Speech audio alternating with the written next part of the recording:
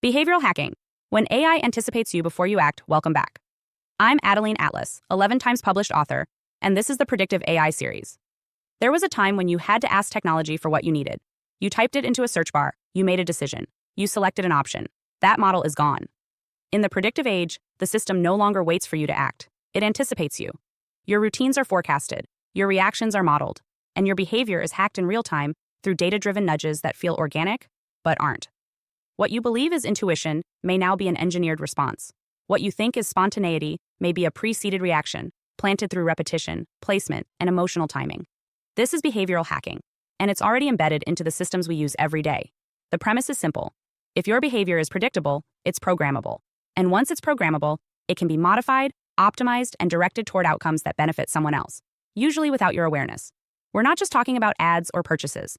We're talking about emotions, relationships, mood cycles, even belief systems.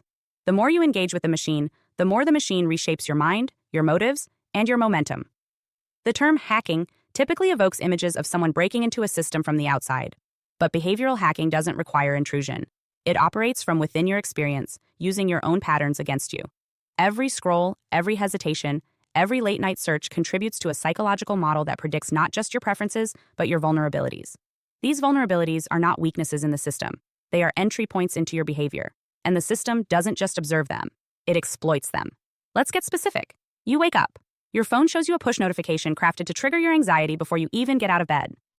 You open your preferred app, and the first post is emotionally charged content curated to match your known reaction triggers. You're not choosing how your day begins. Your nervous system is being cued. Your mood is being loaded like a preset. And as you continue scrolling, what seems like content consumption is actually a form of cognitive entrainment. The system is pacing you, emotionally and mentally, based on what it already knows you're likely to feel and how you're likely to respond.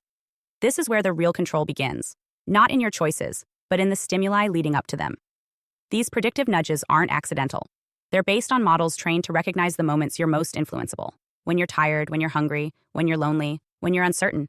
The system knows that your resistance is lower during those windows, and it inserts the right prompt, an ad, a video, a suggestion, a vibration, at the right time.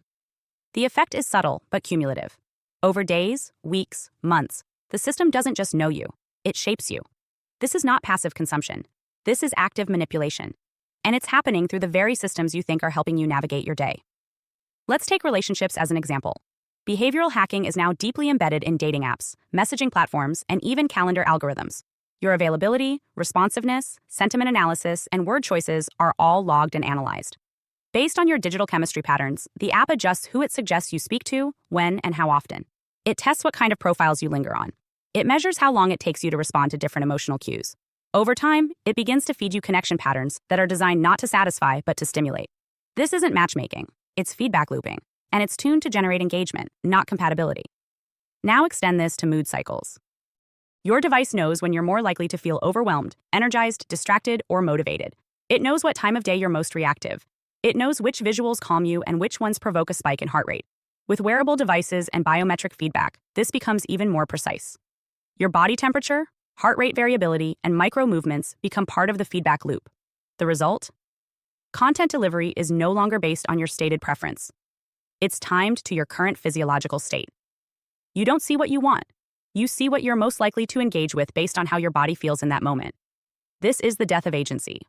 And it's almost invisible. Because here's what makes behavioral hacking so effective. It feels natural. The system doesn't force you, it nudges. It doesn't push hard, it whispers constantly. You feel like the decisions you're making are yours, but they've been preloaded into your environment with just enough friction removed, just enough repetition seeded, and just enough emotion attached that you act without ever questioning the origin of the impulse. That's not spontaneity, that's scripting. The more you conform to your past behavior, the easier you are to hack. This is why the system rewards consistency and penalizes randomness. When you behave in predictable ways, opening the same apps, consuming the same content, reacting the same way to prompts, you reinforce the model. And the model in turn becomes more accurate in its predictions. This creates a loop where the system no longer needs to surveil in real time. It can run simulations. Your simulated behavior is now the blueprint for your future decisions. This raises a profound question.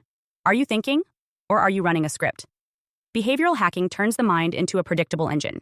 And once that engine runs reliably, it can be monetized, weaponized, or redirected.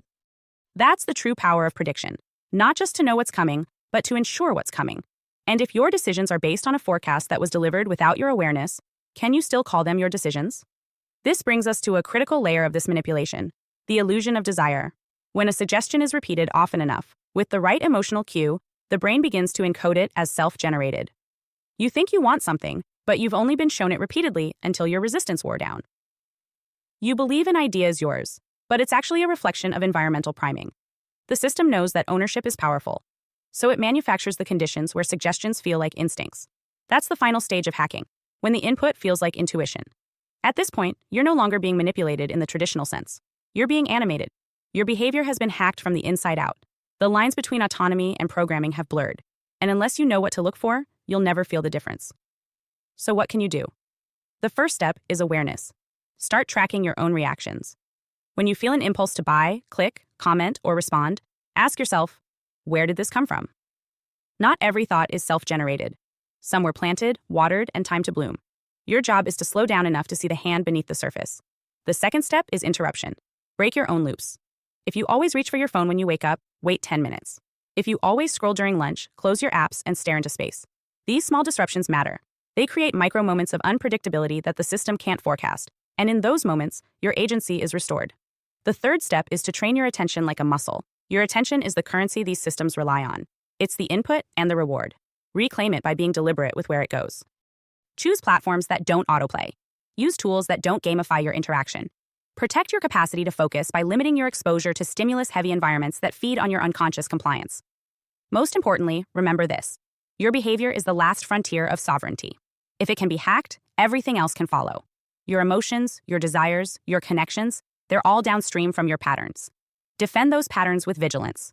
Don't become a predictable node in someone else's system. Because you were not born to be managed by code. You were born to think, feel, move, and act with spirit. Predictive systems don't fear rebellion. They fear randomness. They fear what they can't model, what they can't anticipate, what they can't replicate.